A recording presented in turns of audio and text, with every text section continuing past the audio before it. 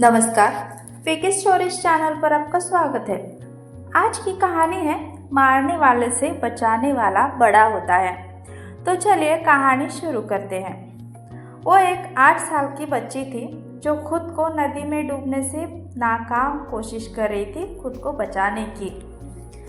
यहाँ दूर दूर तक उसे डूबती लड़की को बचाने वाला कोई नहीं था।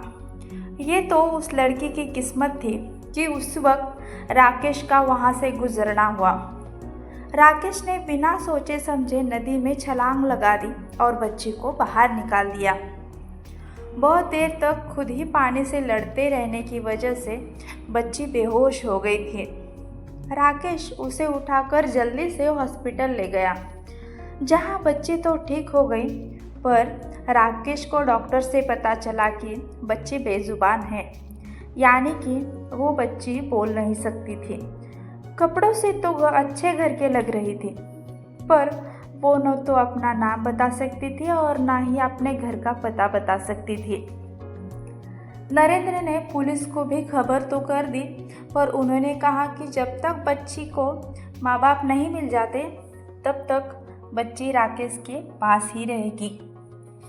बच्ची की जान बचाने तक तो ठीक था, पर उसे अपने साथ अपने घर ले जाना राकेश के लिए बहुत मुश्किल था। पहले ही उसके 3 बच्चे थे, जिनके रहने पड़ने का बंदोबस्त वो बहुत मुश्किल से कर पाता था, और राकेश की पत्नी की भी कुछ दिन पहले ही एक बीमारी से मौत हो चुकी थी, जिसका दुख अब भी राकेश के ऊपर हावी रहता था। राकेश बच्ची को घर ले आया। बच्ची बोल नहीं सकती थी, पर समझती सब थी, इसलिए जल्द ही राकेश के बच्चों में के साथ वो घुल मिल गई थी। राकेश रोज़ बच्चे को लेकर पुलिस स्टेशन जाता, पर पुलिस उसे ये कहकर वापस भेज देती कि जैसे ही बच्ची के परिवार का पता चलेगा वो लोग खुद उसे राकेश के घर लेने आ जाएंगे। ऐसे ही महीनों बीत गए और महीनों सालों में बदल गए। वो बच्ची जिसका नाम राकेश के बच्चों ने काव्या रख दिया था, अब 22 साल की हो गई थी, पर इतने सालों में रोज़ पुलिस स्टेशन जाने के बाद भी किसी ने उस बच्ची की लापता होने की कोई रिपोर्ट दर्ज नहीं कराई थी। एक दिन जब काव्या अपने कॉलेज से घर वापस आ रही थी, तो ये देखकर बहुत हैरान हुई कि घर पर कुछ लोग और पुलिस उसका इंतज़ार कर रहे थे। पुलिस के साथ जो लोग मौजूद थे वे काव्या के मम्मी और पापा थे। अपने बेटे को देखकर उन दोनों ने उसे गले लगा लिया। राकेश के पूछने पर उन्होंने कहा, हम लोग एक दिन इस शहर में घूमने आए थे और काव्या आइसक्रीम की जिद करते करते कहीं चली गई।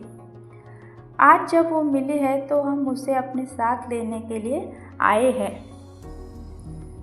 राकेश ने काव्या को हमेशा अपनी बच्ची की तरह पाला।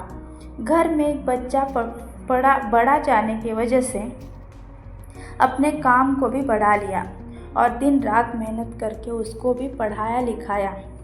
यूँ आज उसके अचानक चले जाने की बात से राकेश और उसके साथ उसके बच्चे भी बहुत परेशान हो गए थे। और तभी काव्या बोल पड़ी, मुझे कहीं नहीं जाना है, मुझे इसी घर में रहना है। राकेश और इस परिवार से जुदा होने के बाद से घबराकर काव्या की आवाज़ वापस आ गई थी। और तब काव्या ने पुलिस को बताया, मैं बोल नहीं सकती थी पर देख और सुन सकती थी। ये मेरे मम्मी पापा होते हुए भी मुझ जैसी गूंगी लड़की को पसंद नहीं करते थे, इसलिए ये लोग मुझे नदी किनारे छोड़ गए थे। मैंने इन लोगों को बहुत ढूंढा, तभी मेरा पैर फिसल गया, जिससे मैं नदी में गिर गई थी। काव्या की बात सुनकर सब दंग रह गए और तभी काव्या के पिता ने कहा, बेटा, हमें अपनी गलती पर बहुत अफसोस है, पर प्लीज़ हमें माफ़ कर दो और हमारे साथ अपने घर चलो। काव्या ने उन लोगों की एक ना सुनी और राकेश के साथ रहने की जिद करने लगी। पुलिस ने सारे मामले को समझते हुए कहा कि मारने वाला बचाने वाले से बहुत बड़ा होता है, क्योंकि काव्या के माँ बाप ने जानबूझकर उसे छोड़कर चले गए थे। इसलिए काव्या पर अब उनका कोई हक नहीं था। वो लोग वहाँ से चले गए और काव्या अपने पिता राकेश के गले लग गई। आपको कहानी अच्छी लगी तो वीडियो को लाइक और शेयर करें और ऐसे ही नई नई कहानी के लिए चैनल को सब्सक्राइब ज़रूर करें। धन्यवाद। जय शिवराय।